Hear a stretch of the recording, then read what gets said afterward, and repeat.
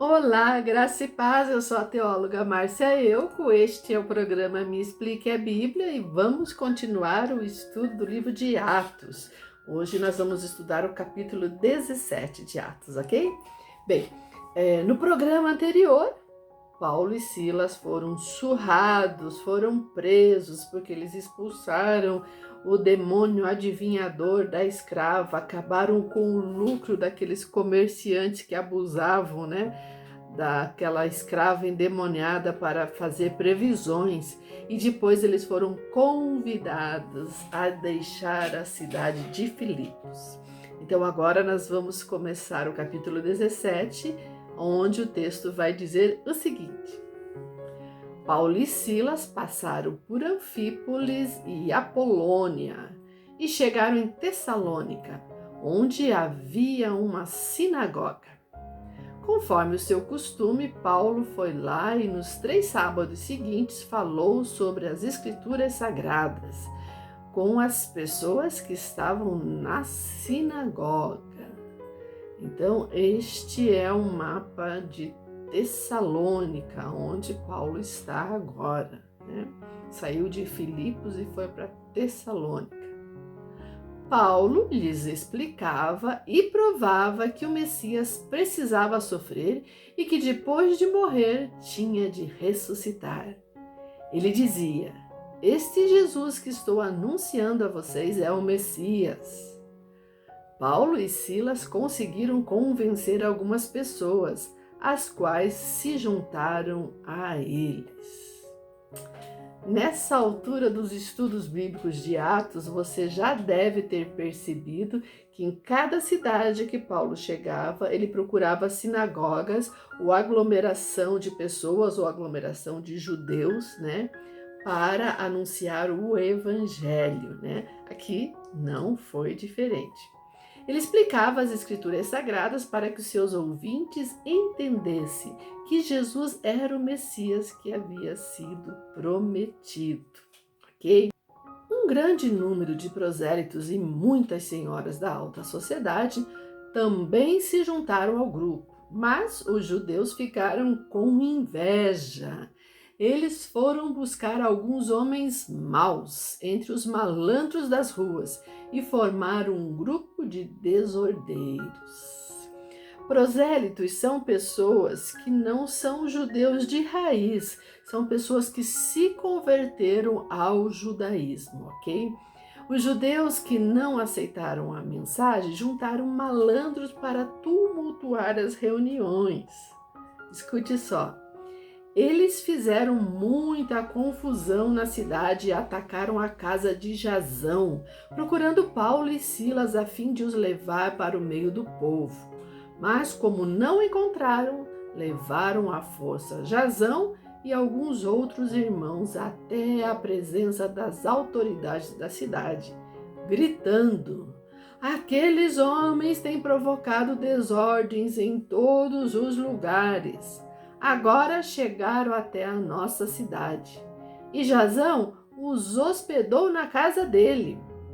Eles estão desobedecendo às leis do imperador romano, dizendo que existe outro rei chamado Jesus." A cidade de Filipos, aonde Paulo e Silas tinham sido surrados e acontecido todo aquele fervo, era perto de Tessalônica. É possível que a fama deles já tenha chegado até ali, é claro, toda a pregação estava se propagando de alguma forma. Os baderneiros estavam acusando eles de rebelião contra o Império Romano, dizendo que eles estavam afirmando que existe outro rei.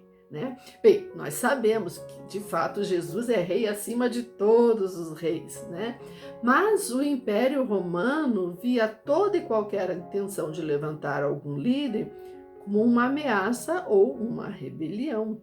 Então, quando começou a gritaria dizendo que Paulo e Silas estavam noticiando um novo rei, o tumulto piorou mais ainda. Todos ficaram agitados ao ouvir essas palavras, e as autoridades só soltaram Jasão e os outros depois que eles pagaram a quantia exigida para isso.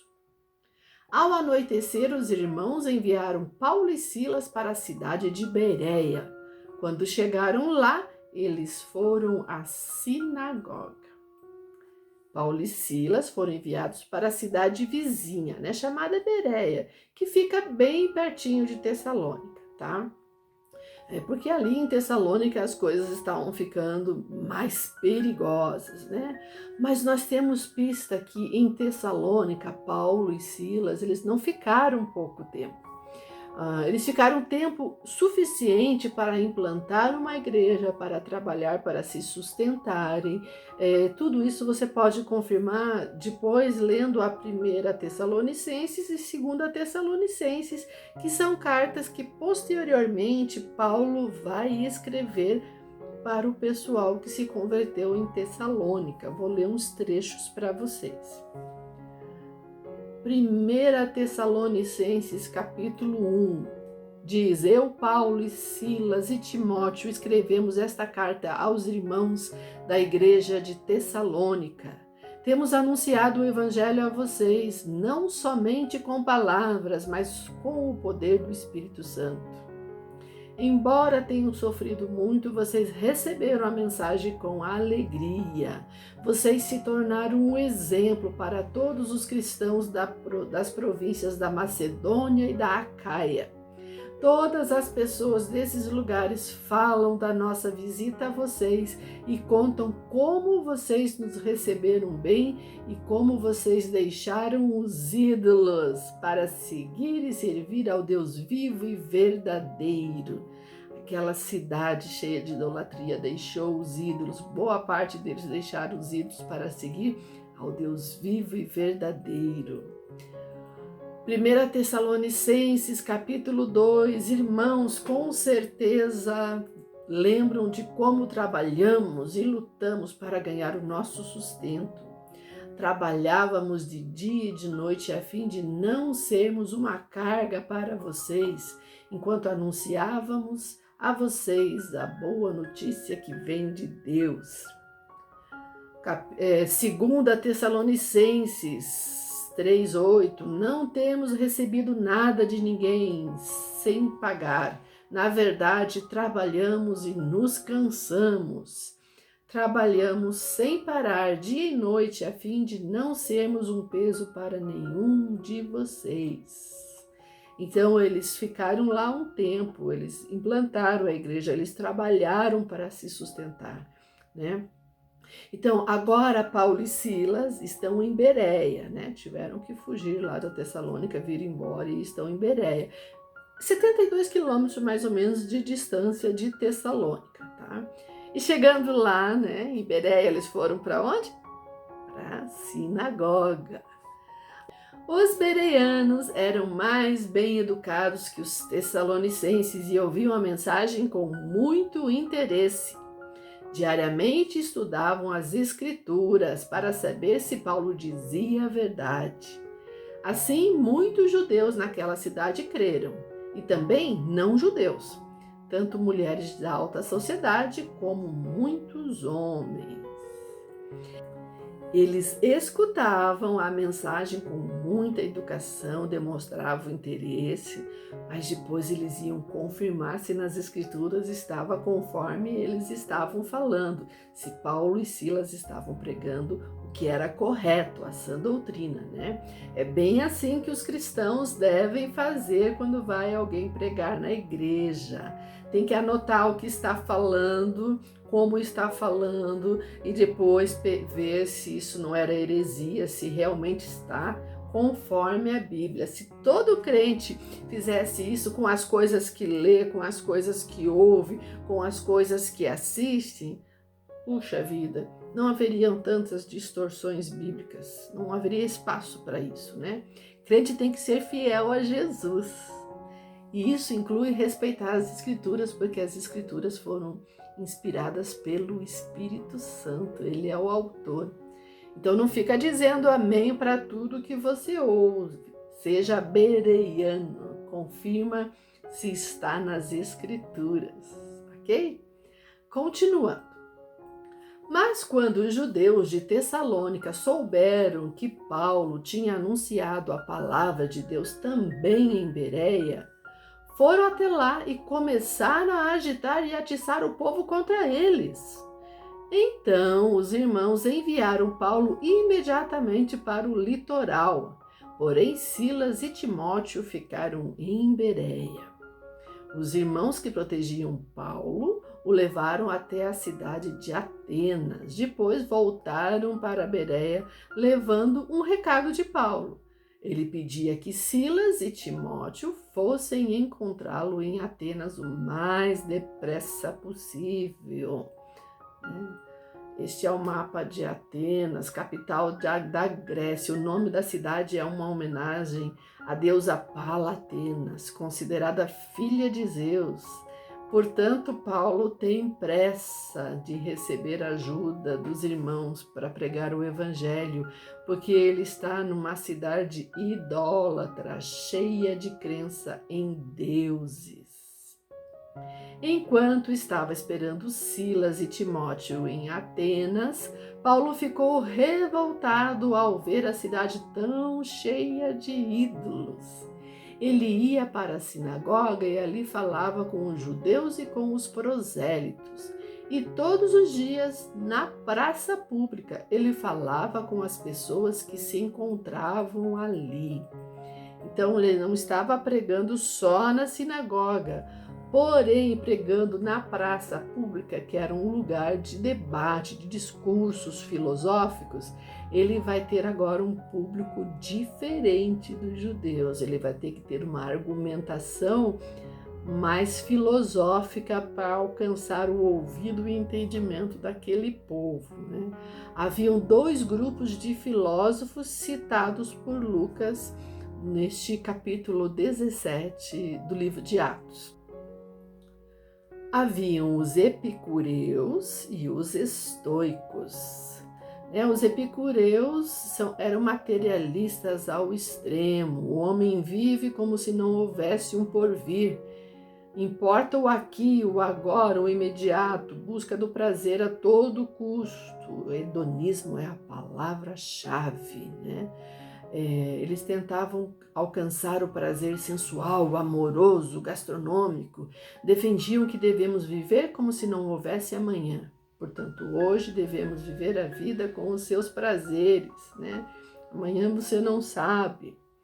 E os estoicos, eles eram mais populares, opunham-se ao prazer e criticavam os epicureus, né? Eles buscavam a autossuficiência como o bem mais elevado. Portavam-se como senhores de si mesmos, inabaláveis, impassíveis, austeros. E naquela praça onde Paulo foi pregar, ele vai se encontrar com filósofos, professores, né, mestres, epicureus e estoicos. E o texto vai dizer o seguinte: alguns professores epicureus e estoicos discutiam com ele e perguntavam: o que é que esse ignorante está querendo dizer? Outros comentavam: parece que ele está falando de deuses estrangeiros. Diziam isso porque Paulo anunciava Jesus e a ressurreição. Então eles o levaram a uma reunião na Câmara Municipal e disseram: gostaríamos de saber que novo ensinamento é esse que você está trazendo para nós, pois você diz algumas coisas que nos parecem esquisitas e nós gostaríamos de saber o que elas querem dizer. Aqueles acadêmicos estavam ouvindo Paulo falar sobre Jesus, sobre ressurreição, e pensaram que Paulo estava tentando infiltrar um novo Deus, né, no meio deles. Eles tinham vários deuses, mas impor outros deuses estranhos era proibido, né? Os deuses que eles adoravam, os principais, faziam parte do panteão, né? Os Zeus e mais os 12 deuses que eles tinham lá. Alguns deles acharam que Paulo era bobo, está falando coisa que nem sabe, né? Nem vou gastar minha sabedoria escutando ele. Mas outros acharam que deveriam dar mais atenção, que merecia uma investigação mais profunda. Por isso eles levaram Paulo até o Areópago para eles ouvirem um pouco mais sobre o que Paulo estava falando. Paulo ficou de pé diante deles e disse: Atenienses, vejo que em todas as coisas vocês são muito religiosos. Quando eu estava andando pela cidade e olhava os lugares onde vocês adoram os seus deuses, encontrei um altar em que está escrito: ao Deus desconhecido. Esse Deus que vocês adoram sem conhecer é justamente aquele que eu estou anunciando a vocês. O Deus que fez o mundo e tudo que nele existe é o Senhor do céu e da terra e não mora em templos feitos por seres humanos. Ele não precisa que façam nada por ele, pois é ele mesmo quem dá a todos vida, respiração e tudo mais. De um só homem, ele criou todas as raças humanas para viverem na terra. Antes de criar os povos, Deus marcou para eles os lugares onde iriam morar e quanto tempo ficariam lá. Ele fez isso para que todos pudessem procurá-lo e talvez encontrá-lo, embora ele não esteja longe de cada um de nós. Como alguém disse, nele vivemos, nos movemos e existimos. E uns dos poetas de vocês disseram: nós também somos filhos dele. E já que somos filhos dele, não devemos pensar que Deus é parecido com um ídolo de ouro, de prata ou de pedra, feito pela arte e habilidade das pessoas. No passado, Deus não levou em conta esta ignorância, mas agora Ele manda que todas as pessoas em todos os lugares se arrependam dos seus pecados. Pois Ele marcou o dia em que vai julgar o mundo com justiça, por meio de um homem que escolheu, e deu prova disso a todos quando ressuscitou este homem. Grande pregação de Paulo. Lá em Atenas haviam vários altares. E havia um altar para Zeus, para Atenas, vários altares. E havia um altar que só tinha o pedestal, mas não tinha nada em cima e estava escrito que aquele altar era em homenagem ao Deus desconhecido, né? Grande pregação de Paulo. Lá em Atenas haviam vários altares. No caminho, você ia andando e você encontrava vários altares. Um para Zeus, um para Hermes, né? Um para cada deus do Panteão deles lá. Mas havia um altar que tinha o pedestal, não tinha nada em cima e estava escrito na frente assim: ao Deus desconhecido. O Deus que eles não sabem quem é, não sabem o nome, não sabem nada dele, né? E aí Paulo pegou esse gancho para explicar que ele conhecia esse Deus e que foi esse Deus que enviou Jesus e foi esse Deus que ressuscitou Jesus. Então Paulo monta seu discurso de maneira a atingir a crença deles, desestabilizar a crença deles. Ele diz que Deus não está separado da sua criação. Os epicureus afirmavam isso, que os deuses deixam a sua criação, a sua sorte, né? Mas Paulo disse que Deus é maior do que a sua criação e Deus é tão grande que ele não pode ser confinado dentro de um templo que nem o Deus deles. E mais ainda, ele diz que Deus não precisa ser suprido como o Deus deles, que precisa de ofertas e sacrifícios e ofertas que eles serviam para aqueles deuses, né? Este Deus não precisa ser suprido por eles, porque é um Deus todo-poderoso, não depende de ser suprido por eles, né? E esse Deus não está separado da sua criação. né? Não tem, é um Deus que eles não conhecem mesmo, e eu estou te apresentando agora. Não é um Deus que nem de vocês, que fica em cima no pedestal, que fica dentro de um templo, que leva-se alimentos para ele. Este Deus é o Criador de tudo, né? Quando Paulo afirmou que Deus é a fonte da vida humana, ele também afrontou a crença deles, porque para eles Zeus ou Júpiter é a mesma pessoa. Zeus era a fonte da vida. E Paulo está falando, não, a fonte da vida é Deus, foi ele que criou, né? Ele criou primeiro o homem, ele criou os povos, e assim ele está explicando. Algumas pessoas creram e se juntaram a ele.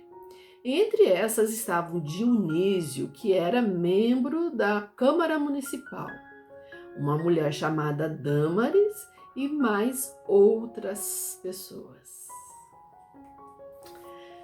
A Bíblia diz assim que nós devemos estar preparados em tempo oportuno ou não oportuno, para explicarmos para as pessoas qual é o motivo da nossa fé. Quem é o motivo da sua fé? Em quem você tem fé? Você tem que estar preparado para apresentar Jesus para as pessoas. Algumas situações, algumas conversas, alguns diálogos servem de um gancho para você iniciar o assunto. Não importa qual seja o assunto, sempre dá para você dar uma pinçadinha ali e começar a falar de Jesus. Paulo argumentou filosoficamente aqui. Deus não é, ele disse que Deus não é apenas o criador da vida, mas também é a fonte da vida e o objetivo da vida. Aqueles filósofos estavam procurando vários objetivos para a vida, né, do porquê de se viver. E aí Paulo está falando assim que as aspirações humanas vão encontrar o objetivo neste Deus que eles ainda não conheciam, que é Jesus, né? E disse também, Deus não está longe de cada um de nós. Ele quer ser encontrado por você, ele quer ser encontrado por mim, ele quer ser encontrado pelos idólatras, né? Nós não precisamos divagar em filosofias, em teorias e em debates. Deus nunca vai caber dentro da sua razão, Deus nunca vai caber dentro de uma cabeça. Nossa cabeça é muito pequena, a nossa razão é muito pequena, né? Deus não cabe dentro de um templo, quanto mais dentro da nossa cabecinha, né? Então, Deus não pode ser dimensionado, nem pelo espaço, nem pelo tempo, nem por nada. Deus não pode ser dimensionado. Ele é imensurável, ele é atemporal e poderoso. Então, não existe algum tipo de medida que possa medi-lo, profundidade, altura, dimensão, não tem como. E nem o tempo não mede ele, porque ele é atemporal. Ele está muito acima daqueles deuses que os atenienses criam. Então eu digo a você, não perca tempo, ele está perto de você. Se você ainda não se rendeu, renda-se, porque ele é o princípio, o meio e o fim da sua vida, da minha vida, de toda a criação. Quando você entender que você precisa dele e que nele você vai encontrar tudo o que você precisa, tudo o que você é, tudo que essencialmente te supriria, você vai viver uma vida em paz, você vai viver dentro do reino de Deus, dentro da paz de Deus, ok? Renda-se ao Senhor Jesus. Seja abençoado em nome de Jesus e até o próximo programa.